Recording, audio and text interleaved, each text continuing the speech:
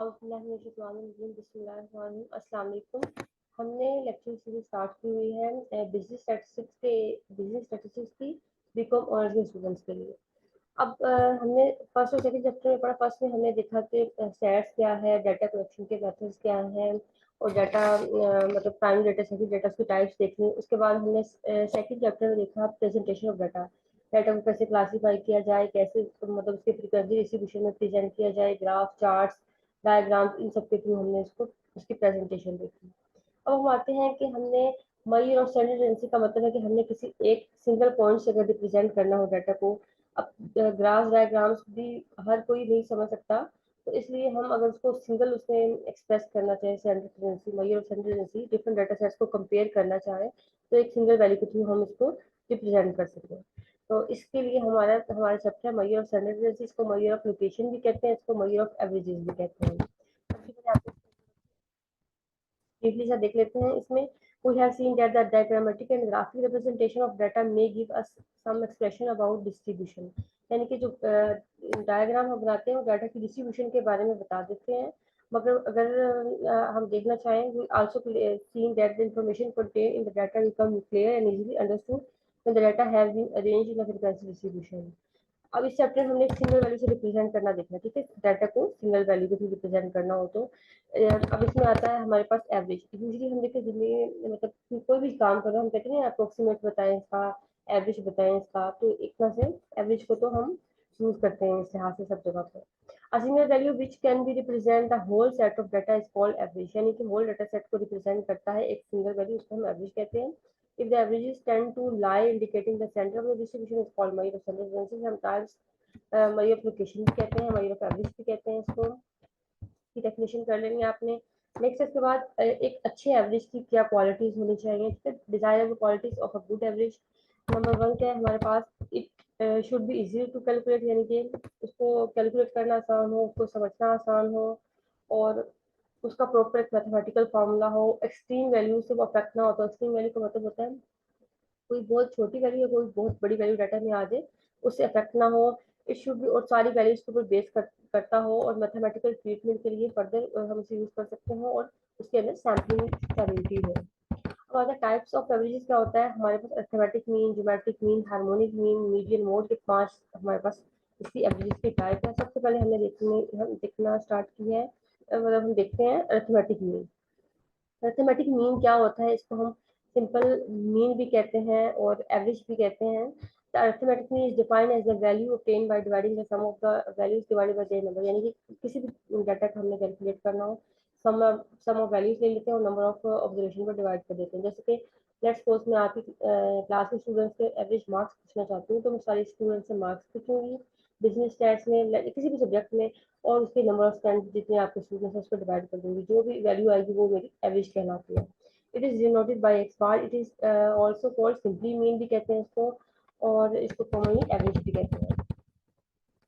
Formula क्या होता है, समीशन एक्स ओवर एन, यानी कि सारी वैल्यूज को ऐड कर दिया और एन पे डिवाइड कर दिया, एन नंबर ऑफ ऑब्जर्वेशन। और एक्स बार हम यूज करते हैं, ये सैंपल के लिए होता है, और न्यू ये पॉपुलेशन के लिए। यूजली हम एक्स बार के सैंपल के साथ ही डील कर रहे होते हैं, पॉपुलेशन के साथ डील नहीं कर रहे होते। ये हमारा अनग्रुप के लिए, इसमें देखें फ्रीक्वेंसी इन्वॉल्व नहीं है ना। अब ये देखें यहाँ पे जो लिखा है अनग्रुप के जो मीन है उसके ये फॉर्मूला है। डायरेक्ट मेथड के थ्रू अगर करना हो तो समीशन एक्स ओवर एन करते हैं।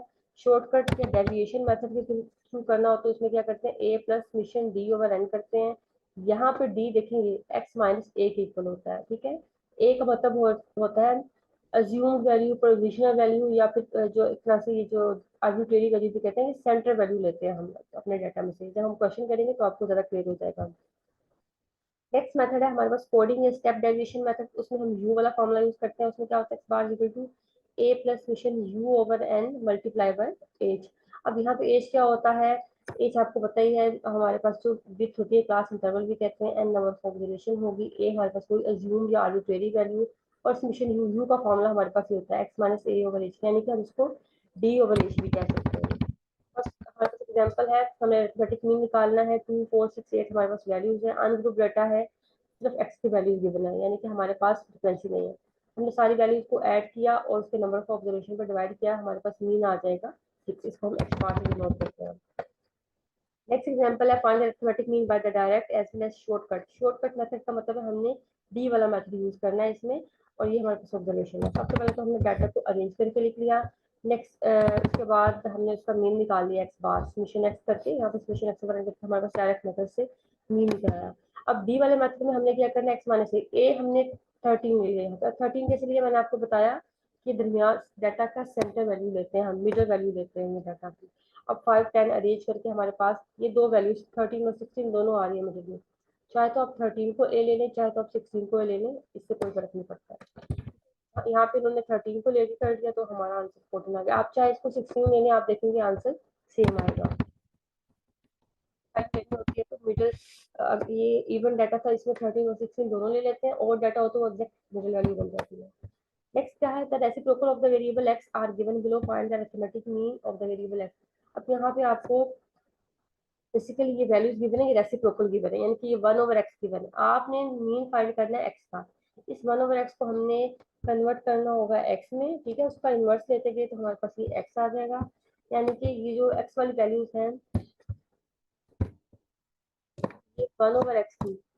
अब इसको हम मजीद 1/x कर दें, यानी कि इसका इन्वर्स ले लें 1/x, तो ये हमारे पास कन्वर्ट होकर आ जाएंगी एक्स वैल्यूज में। लेट्स सपोज हमारे पास वैल्यू है 1 डिवाइडेड बाय 0.04 करते हैं हम, तो इसका जो रिजल्ट आएगा वो 25 आएगा।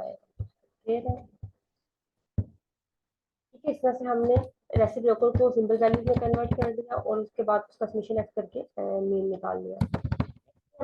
The mean came out to be 15.5 for a set of 20 observation, यानी कि 20 observation का मतलब है कि हमारे पास n है और ये उसका मीन x बार है और ये हमारे पास n है। After checking the observation 16.8 was incorrectly recorded, यानी कि 16.8 था वो वैल्यू हमने इनकरेक्ट ऐड कर ली, जबकि असल वैल्यू जो थी वो 18.6 थी। ठीक है, ये ऑब्जर्वेशन इनकरेक्ट वाली आ गई और ये ऑब्जर्वेशन एक्स करेक्ट वाला आ गया। अब उन्होंने कहा है मीन फाइंड करें करेक्ट वैल्यू पर। इस तरह के क्वेश्चन बहुत इंपॉर्टेंट है। आप किसी भी जॉब के लिए पीपीएससी या इस तरह की जॉब के लिए अप्लाई करते हैं तो इस तरह के क्वेश्चन आ जाते हैं कि ये इनकरेक्ट वैल्यू ऐड कर ली, ये करेक्ट वैल्यू है, तो दोबारा से मीन निकालें करेक्ट वैल्यू का, तो आम तो भी क्वेश्चन आ जाता है। अब हमने इसको कैसे करना, सबसे पहले तो हमने लिखे जो डाटा हमें गिवन था क्वेश्चन में वो सारी हमने लिख ली यहाँ पर। अब यहाँ से एक्स बार है और ये एन है, इससे हम समेशन एक्स की वैल्यू निकाल सकते हैं ना। हमने मीन का फॉर्मूला लिख दिया, x bar equal to summation x over n. Summation x की वैल्यू हमने निकालनी है, एन की वैल्यू पुट कर दी, एक्स बार की वैल्यू पुट कर दी, ये हमें अननोन था। यहाँ से समेशन एक्स की वैल्यू हमारे पास फाइंड होकर आ गई। ठीक है, क्रॉस मल्टीप्लिकेशन यहाँ से करते हैं। अब हमने समेशन एक्स करेक्टेड निकालना है, तो उसके लिए क्या होगा, समेशन एक्स जो हमारे पास आया हुआ है इसमें एक वैल्यू इनकरेक्ट ऐड हुई है, हमने वो लिख दिया समेशन एक्स और उसमें से इनकरेक्ट वाली वैल्यू को माइनस कर दिया और करेक्ट वाली वैल्यू को ऐड कर दिया। हमेशा याद रखना है जब आपने सम ऑफ वैल्यूज लिखना है, क्योंकि वो गलत वाली वैल्यू का बेसिकली आपको गिवन है ना मीन और समेशन एक्स की, आपने इसमें से माइनस कर देना इनकरेक्ट वैल्यू को और ऐड कर देना करेक्ट वाली वैल्यू को। इस तरह से किया हमने तो ये हमारे पास वैल्यू आ जाएगी। यहाँ पे हमने एक्स बार करेक्टेड निकाला तो समेशन एक्स ओवर एन किया और उसके बाद हमारा मीन आ जाएगा। पहले ऑब्जर्वेशन हमारी 20 ही रही, ऑब्जर्वेशन हमारी कम नहीं हुई। दरमियान में इस ऑब्जर्वेशन को निकाला है, जो गलत वाली थी और सही वाली को ऐड किया। नेक्स्ट क्वेश्चन है फाइंड द अरिथमेटिक मीन। अब डी वाला मेथड है, उन्होंने ये डी बता दिया और ये समेशन डी और एन। अब हमें पता है हमारे पास डी किसके इक्वल होता है, x minus A. It means ये हमारे पास क्या है, 30 ए है, ये समेशन डी है और ये एन है। तो हम इसको फॉर्मूले में पुट कर देंगे। हमारे पास फॉर्मूला क्या होता है, x equal to a plus summation d over n. अब समेशन डी भी गिवन है, ए भी गिवन है, एन भी गिवन है, तो हम इसीलिए इसका मीन कैलकुलेट कर लेंगे। यहाँ पे यू है एक्स माइनस 42 और 5, ये हमें पता है नीचे एच होता है, ये ए होता है, तो यानी कि ये ए एच दोनों गिवन है, साथ में समेशन यू भी गिवन है और एन भी गिवन है। हमने फॉर्मूला लिखा, इसका फॉर्मूला हमारे पास ये लिखे, x bar equal to a plus summation u over n multiply by h. अब यहाँ पे हमें सारी वैल्यूज गिवन थी, हमने पुट कर दी, तो हमने इसको सोल्व कर दिया, आंसर आ गया। नेक्स्ट में हमारे पास इस तरह से गिवन है, देखें एक्स इक्वल टू 70 प्लस 4 और ये समेशन यू गिवन है और एन गिवन है। अब हमें पता है हमारी शेप जो है बेसिकली यू वाले क्वेश्चन में ऐसी आनी चाहिए, u equal to x minus a over h आना चाहिए। अब इसका मतलब है यहाँ खाली एक्स, हमें तो इस तरह से नहीं चाहिए, हम इस एक्स के साथ इस 70 को यहाँ पे माइनस कर देंगे, यानी कि एक्स माइनस 70 हो जाएगा ये, और 4 को इधर लाके डिवाइड कर देंगे। हमें यू निकालना है इसमें से बेसिकली, तो हमने यू को निकाल लेंगे, तो बाकी सारी चीज़ें हमें रिक्वायर्ड जो होंगी सारी हमें। देखिए हमने इसको यहाँ पर रीअरेंज किया, x 70 को लाए, इसके बाद डिवाइड कर दिया। अब ये हमारा h हो गया, ये हमारा a हो गया, और बाकी सारे हमने क्वेश्चन में पहले ही सॉल्यूशन व्यू और n गिवन था, हमने पुट कर दिया, हमारा रिजल्ट आ गया। अब हम आते हैं, सारा अनग्रुप के लिए था। अब हम आते हैं arithmetic mean from group data. Group data का अरिथमेटिक मीन निकालना हो तो वो क्या करेंगे, the number of values is large, यानी कि वैल्यूज ज्यादा हो जाए तो then data group into frequency distribution. फिर हम फ्रीक्वेंसी डिस्ट्रीब्यूशन वाले डाटा के साथ डील करते हैं, ठीक है। हम इसमें मिड पॉइंट निकाल लेते हैं अपनी क्लासेस का, और उसके बाद जो है इसके बाद हम उसका मीन का फॉर्मूला देख लेते हैं। अब ये क्वेश्चन करेंगे, बाकी डेफिनेशन तो आपने याद कर लेनी है, और यहाँ से फॉर्मूला दी है x bar summation F X over summation F. अब यहाँ पे देखें, जो समेशन एक्स था हमारे पास सिर्फ एफ का इजाफा हुआ है, आपने एक्स के साथ एफ को मल्टीप्लाई कर दिया, ऊपर ये बन जाएगा, यानी कि फ्रीक्वेंसी इन्वॉल्व होगी तो उसकी फ्रीक्वेंसी साथ आ जाएगी एक्स के, और नीचे जो हमें पता है समेशन एफ और एन बराबर होते हैं, चाहे आप यहाँ पे एन लिखें चाहे आप समेशन एफ लिखें, एक ही बात है।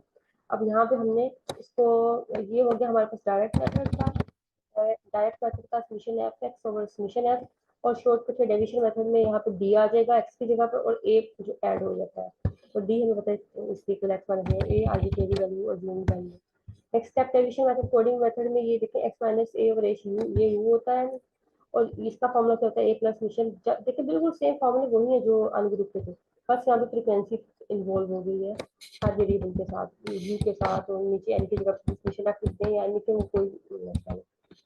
एग्जाम्पल करते हैं 3.6 the following frequency distribution showing the marks obtained by 50 students in statistics in certain college. Find the arithmetic mean using direct। अब देखिए इसमें डायरेक्ट, शॉर्टकट, कोडिंग तीनों मेथड पूछ लिए हैं। हमारे पास ये वैल्यूज गिवन है, यानी कि क्लास लिमिट्स गिवन है और फ्रीक्वेंसी गिवन है। हमें मिड पॉइंट चाहिए होगा, सबसे पहले मिड पॉइंट होगा तो हम बाकी सारी चीजें कंप्लीट करेंगे। हमने मिड पॉइंट निकाल लिया, डाटा का मिड पॉइंट कैसे निकालते हैं, lower plus upper divide by 2 करके हमने मिड पॉइंट्स निकाल लिए सारे, और डायरेक्ट मेथड में हमने जस्ट सिंपल एफ एक्स इन दोनों कॉलम्स को आपस में मल्टीप्लाई करते गए, और हमारे पास एफ एक्स का कॉलम आ गया। ये हमारा डायरेक्ट मेथड के लिए आ गया। देखिए summation F X over summation F, यानी कि समेशन एफ एक्स का जो हमने सम निकाला और समेशन एफ, इन दोनों को डिवाइड किया, हमारे पास डायरेक्ट मेथड के थ्रू मीन आ जाएगा।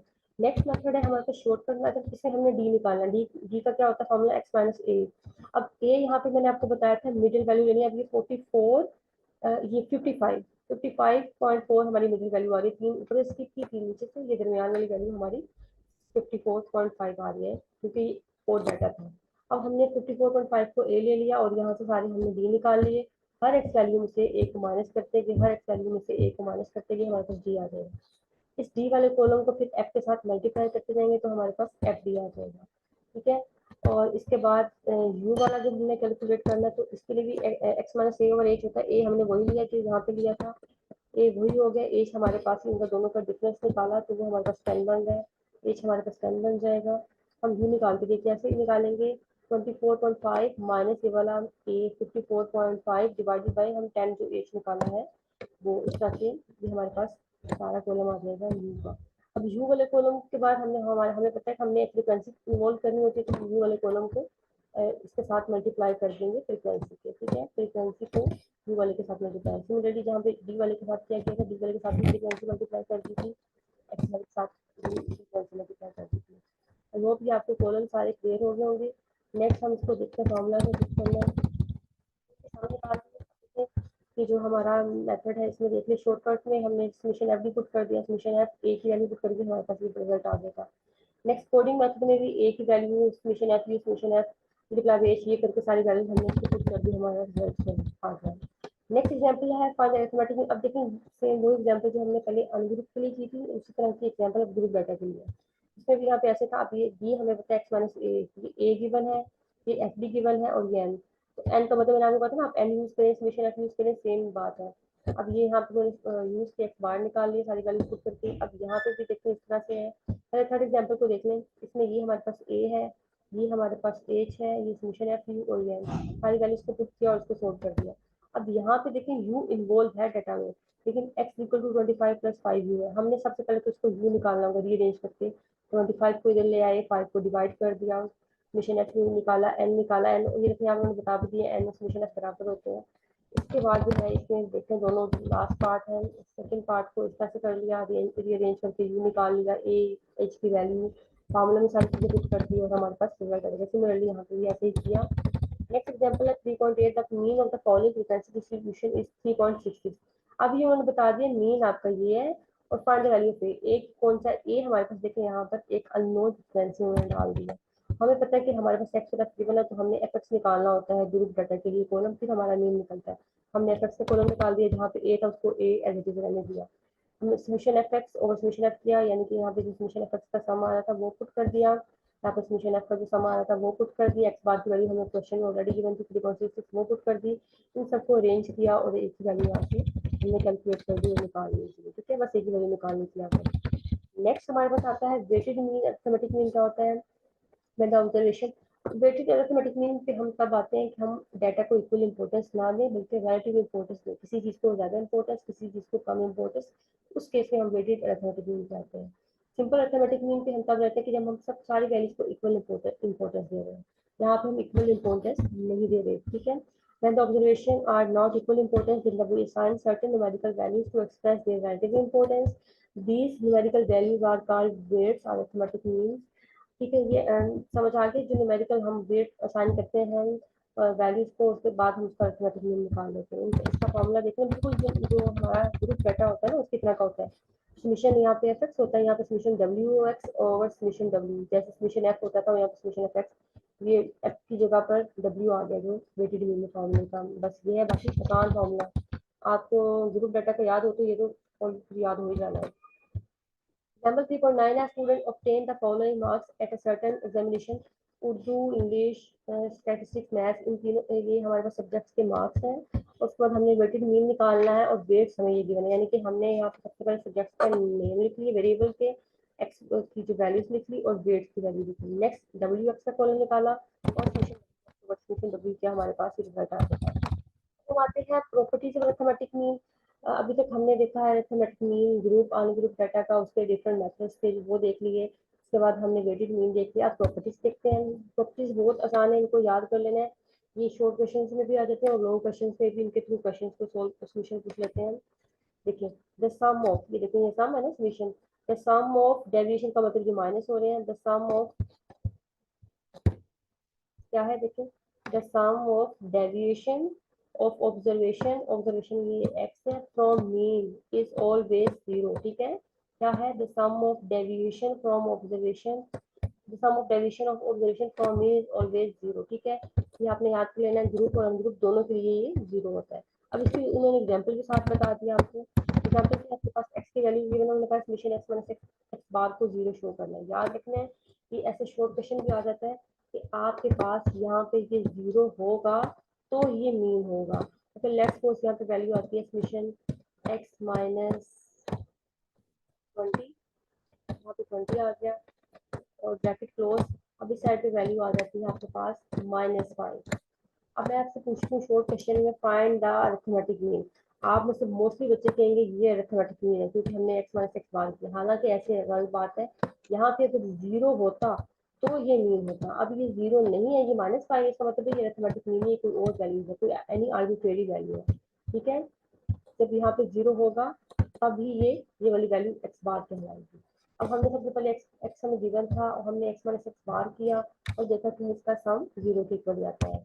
इसी तरह एक्सरसाइज में जो आपके क्वेश्चन होंगे। नेक्स्ट प्रॉपर्टी है द सम ऑफ स्क्वायर, यानी कि देखिए सम है स्क्वायर है, the sum of square of deviation का मतलब माइनस किया और वैल्यूज वैल्यूज में से एक्स वैल्यूज में से और फ्रॉम मीन, उसके बाद उसका रिजल्ट क्या आता है, इज मिनिमम। ठीक है, the sum of square of deviation of the values of variable is least कह सकते हो, या फिर कह सकते हो from mean is always minimum. आप जो इस तरह से करते हो solution x minus x bar square निकालते हो हमेशा मिनिमम होता है, और यदि स्क्वायर ना होगा तो ये जीरो होता है। अगर ये स्क्वायर आ जाएगा मीन के साथ वैल्यूज का तो ये मिनिमम वैल्यू होगी। किसी भी आर्बिट्रेरी वैल्यू के वैल्यू जो निकालते हैं और मीन भी निकालते हैं तो मीन वाली वैल्यू कम आएगी, आर्बिट्रेरी वाली वैल्यू बड़ी आएगी। इसका भी क्वेश्चन देखेंगे तो आपको क्लियर हो जाएगा।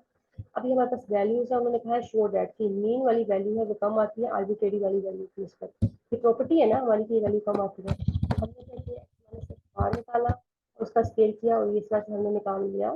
अब नेक्स्ट हमने किया सेकंड हमने निकाला था एक्स माइनस ए का स्केल, हमने ए कोई आर्बिट्रेरी मिडल वैल्यू ले ली। अब देखो उन्होंने यहाँ पे 3 ले ली, तो आप चाहे 5 के साथ कर लें, कोई मसला नहीं है। एक्स माइनस ए किया हमने और अच्छा 5 उन्होंने इसलिए नहीं लिया, 5 तो हमारा मीन आ रहा है, मिडिल वैल्यू तो मीन कहलाती है, हमने मिडिल वैल्यू यहाँ पे नहीं लेनी, कोई आर्बिट्रेरी एनी अदर वैल्यू लेनी है। इसलिए 3 ले लें, 7 ले लें, 9 ले लें, 1 ले लें, कुछ भी ले लें, एनी आर्बिट्रेरी वैल्यू लेनी है। यहाँ पे ए मिडल वैल्यू नहीं लेनी, ठीक है, मिडल तो मीन ऑलरेडी ले लिया। अब ये इसमें से किया और यहाँ पे हमने देखा इसका जो रिजल्ट है वो 60 आ रहा है, उसका रिजल्ट 40 आ रहा है, यानी कि मीन वाले से जो डेविएशन ली है स्केल वो कम आ रहा है दूसरे वाले की निस्बत। इस तरह से हमारी ये वाली प्रॉपर्टी भी प्रूव हो जाएगी। थर्ड प्रॉपर्टी है then values have a mean S bar, यानी कि हमारे पास एक नंबर ऑफ ऑब्जर्वेशन n है। जैसे कि अगर मैं कह सकती हूँ कि मेरे पास 3 सेक्शन हो या 2 सेक्शन हो, तो मैं हर सेक्शन के नंबर ऑफ स्टूडेंट्स उनके मार्क्स लिखूंगी, फिर नेक्स्ट के नंबर ऑफ स्टूडेंट्स के मार्क्स लिखूंगी। इस तरह से हमारे पास देखिए एक n है, 1 है x बार 1, n2 है x बार 2, सो ऑन, इस तरह से सारी वैल्यूज गिवन है। तो हम इसका कंबाइंड मीन या ओवरऑल मीन कैसे निकालते हैं? x bar c is equal to double x bar n1 x bar 1 plus n2 x bar 2 plus so on n k x bar k n1 n2 so n k, ठीक है, summation n x bar over summation n, इस तरह से करके हमने इसके result निकाल दिया। नेक्स्ट एग्जांपल है 3.12, the mean weight of 30 boys is 110.6 IBS and of 20 girls is 104.5 IBS and that of 4 teachers is 120.8 IBS। यानी कि ये n जो है हमारे पास ये उसका मीन है, ये दूसरा हमारे पास n2 है, ये उसका मीन है, और ये n3 हमारे पास है, उसका मीन है, ठीक है, क्लास की। और हमने अब निकालना होल क्लास का मीन, टीचर्स बॉयज गर्ल्स सबको इंक्लूड करके। हमने कह दिया n1 n2 n3 और उनके रिस्पेक्टिव मीन गिवन है। कंबाइन मीन का फॉर्मूला लगा दिया, n1 x bar 1 plus n2 x bar 2 सारे मीन को इसका से मल्टीप्लाई किया और हमारे पास जो है सोल्यूशन इसका से आ गया 108.7। नेक्स्ट लास्ट प्रॉपर्टी है हमारे पास, the arithmetic mean is affected by change of origin. Origin का मतलब है कोई वैल्यू ऐड या सब्ट्रैक्ट करना। स्केल का मतलब होता है कोई चीज मल्टीप्लाई या डिवाइड करना, ठीक है। इसका मतलब क्या होता है? प्लस या माइनस करना, और इसका मतलब होता है मल्टीप्लाई या डिवाइड करना, ठीक है, स्केल का मतलब ये होता है। अब ठीक है, हमने कोई चीज़ ऐड या सब्ट्रैक्ट की और मल्टीप्लाई या डिवाइड की, उससे जो है हमारा मीन अफेक्ट होता है। It means that if we add or subtract a constant from all the values or multiply divided all the values by constant, that nothing is affected by respective change। यानी कि देखिए अगर कोई चीज़ हम add या subtract कर रहे हैं तो हमारा मीन भी उसी तरह से होगा। अभी हम वैल्यूज में ऐड कर रहे हैं, एक्स वैल्यूज उसमें हमने ऐड कर दिया ए, इसी तरह से हमारे मीन में भी जो रिजल्ट में आएगा, अगर ऐड किया हुआ है तो रिजल्ट में ऐड करके दूसरे मीन के बराबर बनेगा, अगर सब्ट्रैक्ट किया हुआ है तो दूसरे मीन में सब्ट्रैक्ट करने के बराबर बनेगा। अगर कुछ चीज़ मल्टीप्लाई कर रहे हैं इसके साथ तो उसी तरह से मल्टीप्लाई होकर बाहर उतने टाइम लग जाएगा सेकंड का मीन वेरिएबल। इस तरह से किसी वेरिएबल को हमने एक्स से डिवाइड किया, न्यू वेरिएबल बनाया वाई, और उस न्यू वेरिएबल का जो मीन है पुराने वेरिएबल को किसी वैल्यू से डिवाइड करके उसके बराबर आएगा, ठीक है। ये सारे ऑपरेशन एक साथ भी कर सकते हैं। यहाँ पे देखिए प्लस माइनस किया, डिवाइड किया, और इस तरह से हमारा रिजल्ट आ गया। एग्जाम्पल है compute the mean of the value, से हमारे पास मीन की वैल्यू है और हमने क्या है मीन आफ्टर ट्रांसफॉर्मेशन मतलब फाइंड करनी है। एडिंग 3 टू ईच, यानी कि 3 जो वैल्यूज को ये इन वैल्यूज का पहले मीन फाइंड कर लेंगे, फिर इनमें 3 ऐड करके मीन फाइंड कर लेंगे। सब्ट्रैक्टिंग 4, फिर इनमें से 4 माइनस करके फिर उसको मल्टीप्लाई करके, यानी कि जो प्रॉपर्टीज पड़ी हैं, फिर multiply each value by 3 and then adding 5, फिर मल्टीप्लाई और एडिंग दोनों इकट्ठा भी कर लेना है और फिर उसके बाद वेरीफाई करना है यूजिंग प्रॉपर्टीज। सबसे पहले हमने मीन निकाले, ये आ गया। सेकंड वाला हमने मीन निकाला, देखिए ये variable y equal to x plus 3, यानी कि 3 हम ऐड करते थे वेरिएबल x में, हमारी ये वैल्यू बन जाएगी और इसका मीन निकाल लिया। तो हम देखते हैं, देखिए y bar equal to x bar plus 3, हमें पता है कि जो ये दोनों साइड पे जब मीन अप्लाई करेंगे तो y bar equal to x bar plus 3 हो जाएगा, ठीक है। अगर मैं इस साइड पे और इस साइड पे मीन अप्लाई करती हूँ, कॉन्स्टेंट भी तो अप्लाई होगी, वो कॉन्स्टेंट ही रहता है ना। तो y bar equal to x bar plus 3, यानी कि पिछला वेरिएबल और जो है उसमें जो वैल्यू ऐड की थी सब्ट्रैक्ट की थी उसके बराबर इसका नेक्स्ट वाली वैल्यू का मीन आएगा। देखो y बार का मीन निकाला, ये 9 आ गया। यहाँ पे सिर्फ ऊपर जो x बार का मीन निकाला था वो रखा और 3 जो ऐड किया था वो हमने देखा। इस तरह से left hand side right side बराबर सब्ट्रैक्टिंग। अब यहाँ पे माइनस किया इस वेरिएबल में से, ये वेरिएबल की वैल्यू ये बन जाएंगी और उसके बाद इसका मीन निकाल लिया y बार का, और x बार का ऊपर निकाल चुके हैं ऑलरेडी, तो हमने यहाँ पे y बार का मीन x बार का पुट किया और वेरिएबल माइनस करके रिमूव किया, तो अब हमने देखा रिजल्ट बराबर आ जाएंगे। सिमिलरली अब मल्टीप्लाई के लिए भी ऐसे करेंगे, मल्टीप्लाई किया वेरिएबल को सारी वैल्यूज को और उसका मीन निकाल लिया और इसका इस फॉर्मूले के थ्रू देखा कि वेरीफाई किया left hand side right hand side equal है। यहाँ पे भी ऑपरेशन दो इकट्ठे, एक मल्टीप्लाई किया और ऐड किया, ये वेरिएबल आ जाएगा, उस वेरिएबल का मीन निकाला, सब कुछ साइड राइट हैंड साइड के बराबर हो जाएगा। लास्ट टॉपिक के एडवांटेजेस और डिसएडवांटेजेस देखते हैं। ये देखिए हमें स्टार्ट करते थे खुद एवरेज का ही होता है कि वो मैथमेटिकल फार्मूला से हो, should be clearly defined by mathematical formula, तो ये इसकी प्रॉपर्टी आ गई। It should be based on all the observation, mean सारी वैल्यूज पे बेस करते हैं। देखेंगे हम सम ऑफ वैल्यूज करते हैं सबसे पहले। So but it should be easy to calculate और सिंपल अंडरस्टैंड, यानी कि इजीली हम इसको अंडरस्टैंड कर सकते हैं, आसान है। It is determine almost every case, it is capable of algebraic manipulation, it is least affected by fluctuation. ठीक है, नेक्स्ट आता है डिसएडवांटेज में क्या है कि ये हाईली एक्सट्रीम वैल्यू से अफेक्ट होता है, ये इसका बहुत बड़ा डिसएडवांटेज है। लेट्स सपोज सारी क्लास के मार्क्स जो है 90 के अराउंड आ गए, किसी एक बच्चे के मार्क्स 30 आ गए, या कोई लेट्स सपोज कोई फेल हो गया जिसके 20 मार्क्स आ गए, तो वो एक्सट्रीम वैल्यू, वो बहुत छोटी वैल्यू होगी, ये सारी वैल्यूज 90 के करीब थी। अगर अब मैं इस डाटा का मीन निकालूंगी तो मीन पीछे चला जाएगा, यानी कि मीन 60 आ जाएगा, हालांकि सारे डाटा का मीन 90 था। इस तरह से मीन जो है अफेक्ट होता है एक्सट्रीम वैल्यू, बहुत छोटी वैल्यू या बहुत बड़ी वैल्यू से मीन अफेक्ट होता है। It is not appropriate average for highly skewed distribution, यानी कि स्क्यूड डाटा हो उस केस में इसको यूज नहीं करते, जैसे इनकम वेजेस वगैरह के केस में हम मीन को यूज नहीं करते, और ओपन एंड क्लासेस में भी हम यूज नहीं करते। हमने लास्ट चैप्टर में पढ़ा था, प्रीवियस चैप्टर में, कि ओपन एंड क्लासेस वो होती है जिसका स्टार्टिंग और एंडिंग पॉइंट पता ना हो, लेकिन हम मीन निकालते हैं जो सारी ऑब्जर्वेशन पे बेस करते हैं, इसलिए ओपन एंड क्लासेस का हम मीन नहीं निकाल सकते। It is not appropriate average for averaging ratios and percentage, इसके लिए रेशियो परसेंटेज के लिए हम मीन नहीं यूज करते, इसके लिए हम ज्योमेट्रिक मीन यूज करते हैं।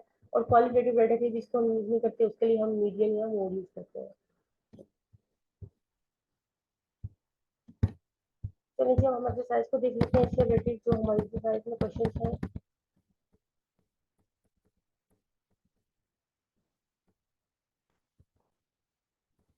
देखते हैं find arithmetic mean of the values, हमारे पास ये अनग्रुप डाटा है, इसका मीन फाइंड करना है। तो यहाँ से देखने कैसे करेंगे, हम मिशन एक्स ओवर एन करके हमने इसका मीन निकाल लिया। सेकंड हमारे पास है daily expenditure in R S of 8 different families. अब हमारे पास ये एन है और ये हमारे पास एक्स वैल्यूज हैं, इनका हमने मीन निकालना डायरेक्ट शॉर्टकट और डेविएशन मेथड से। ठीक है, इसका मीन ये आ जाएगा। और नेक्स्ट लिख लिया। डी हमने अज्यूम जो है मैंने बताया था मिडिल वैल्यू लेनी होती है, आप 200 भी ले सकते हो। अरेंज डाटा, यहाँ पे अरेंज डाटा नहीं है ना, इसको अरेंज करके निकालने हैं आप, तो 155 आ जाएगी इस तरह से हमारे पास। और इस आपने कॉलम की फॉर्म में करना है, यहाँ पे एक्स इस तरह से लिखा हुआ है रो की फॉर्म में, लेकिन आप इसको कॉलम्स बनाने होंगे, एक्स का कॉलम बना लिया, डी का कॉलम बना लिया, और इस तरह से आपने मीन निकाल लिया सॉल्यूशन डी के थ्रू, शॉर्टकट मेथड के थ्रू। ठीक है, ये देखें डायरेक्ट मेथड और डेविएशन मेथड दोनों के थ्रू आपने इसका मीन निकाल लिया। नेक्स्ट आता है चैप्टर 3.2। अभी रेसिप्रोकल ऑफ द वैल्यूज, हमारे पास 8 वैल्यूज हैं और ये इनके रेसिप्रोकल गिवन है, उनका हमने मीन फाइंड करना है। सबसे पहले क्या होगा, ये 1 ओवर एक्स गिवन है, हमने इसको एक्स में कन्वर्ट करना है। देखिए 1 ओवर एक्स हमारे पास कन्वर्ट होकर एक्स में आ जाता है, ये हमारे पास एक्स की वैल्यू आ गई, उसका सम हमने निकाल कर ऐसे एग्जाम्पल भी हमने इसको कर दिया। थ्री है, इसमें हमारे पास डेविएशन 10 ऑब्जर्वेशन, यानी कि 10 हमारा ये एन हो गया, और ये सारी वैल्यूज हमारे पास डी गिवन है, फाइंड अरिथमेटिक मीन। हमने क्या किया, सॉल्यूशन डी निकाला, उसका ए हमें गिवन था, और इस तरह से एन हमने यहाँ पे सारी वैल्यूज को निकाल दिया। ये हमारे पास डी गिवन था और ये हमारे पास ए गिवन था, और ये सारी सॉल्यूशन डी की वैल्यू डी की गिवन थी, सॉल्यूशन डी निकाल लिया यहाँ से। Mathematic mean of series of 15 of values, ये हमारे पास एन हो जाएगा इस 20, ये हमारे पास एक्स बार हो जाएगा। By addition of 2 more values, यानी कि 2 वैल्यूज को ऐड करो तो ये हमारे पास 18 हो जाता है, यानी कि 2 वैल्यूज ये 17 15 थी तो अब 17 हो जाएगी। मीन जो है पहले 20 था, अब 18 हो जाएगा, कम हो जाएगा। Find out the values at the ratio between them 1 to 2। यहाँ पे क्या करेंगे, हमने देखा ऑब्जर्वेशन की तो इसका मीन ये था, इसमें से हमने सॉल्यूशन एक्स निकाल लिया, फिर ऑब्जर्वेशन 2 ऐड की तो हमारे पास मीन 18 हो गया, तो हमारे पास सम ऑफ वैल्यू 17 होगी। दोनों वैल्यूज का हमने डिफरेंस लिया तो 6 आ जाएगा, और रेशियो 1 2 में डिवाइड किया तो रेशियो रेशियो वाले क्वेश्चन को हमेशा पहले सोल्व करते हैं, दोनों रेशियोज को ऐड कर लिया, 3 बन जाएगा। 1/3 यानी कि part over total, part over total 1/3, 2/3 करेंगे तो हमारे पास क्या आता है, यानी कि हमने ऊपर 6 निकाला है डिफरेंस, 1/3 के साथ मल्टीप्लाई किया, 2/3 के साथ मल्टीप्लाई किया, तो हमारे पास वैल्यूज क्या आ रही है 2 और 4, जो हमने यूज की है यहाँ पे। नेक्स्ट 3.4 का B part. Constant, a student calculated the values of mean as 20 from 25 observation, यानी कि ये 20 x बार है, n ये है। It was later discovered at the time of checking that he had copied down two values 7 and 18 while the correct values are 13 and 17, यानी कि उसने गलत वैल्यूज ये एंटर कर दी जिसकी correct values ये थी। हमने भी एग्जाम्पल में क्वेश्चन किया था तो उसमें एक वैल्यूज थी, यहाँ पे दो है। Find the correct value of the arithmetic mean, हमने करेक्ट वैल्यू फाइंड करनी है अरिथमेटिक मीन की। अब ये देखिए यहाँ पे कैसे करेंगे, हमने जो लिख दिया ये मीन है, ये एक्स बार, ये एन, ये वैल्यू इनकरेक्ट, ये करेक्ट वैल्यू, सबसे पहले समीशन एक्स निकाल लेंगे इनकरेक्ट वाला, और उसको करेक्ट करने के लिए हमने वैल्यू जो गलत वाली वैल्यू थी वो माइनस कर दी और करेक्ट वाली वैल्यूज को ऐड कर दिया। इस तरह से हमारा ये आ जाएगा करेक्टेड समीशन एक्स, और इस करेक्टेड समीशन एक्स का हम बाहर निकाल लेंगे। नेक्स्ट क्वेश्चन 3.5 में हमारे पास ये यू वाला मेथड बिल्कुल एग्जांपल्स की तरह है। ये देखिए हमारे पास यहाँ पे ये ए है, ये एच है, ये समीशन यू एन सारा फॉर्मूले में पुट करेंगे तो सोल्व हो जाएगा। इसी तरह से इसको रीअरेंज करेंगे, यू इस साइड पर ले आएंगे, 75 इधर गया, 5 इधर डिवाइड हो गया, तो ये हमारे पास ए एच और ये समीशन यू और ये एन बन जाएगा। सम ऑफ डेविएशन फ्रॉम 20 और 10 वैल्यूज इज 40, यानी कि 20 जो है यहाँ पे सम ऑफ डेविएशन फ्रॉम 20। अब ये एक्स बार, ये हमारे पास हो जाएगा जो एक्स बार की वैल्यू आप कह सकते हो, एक्स बार की सॉरी ए की वैल्यू हो जाएगी ये, और ये एन हो जाएगा, और ये 40 समीशन डी हो जाएगा। हमारे पास समीशन डी गिवन है हमें,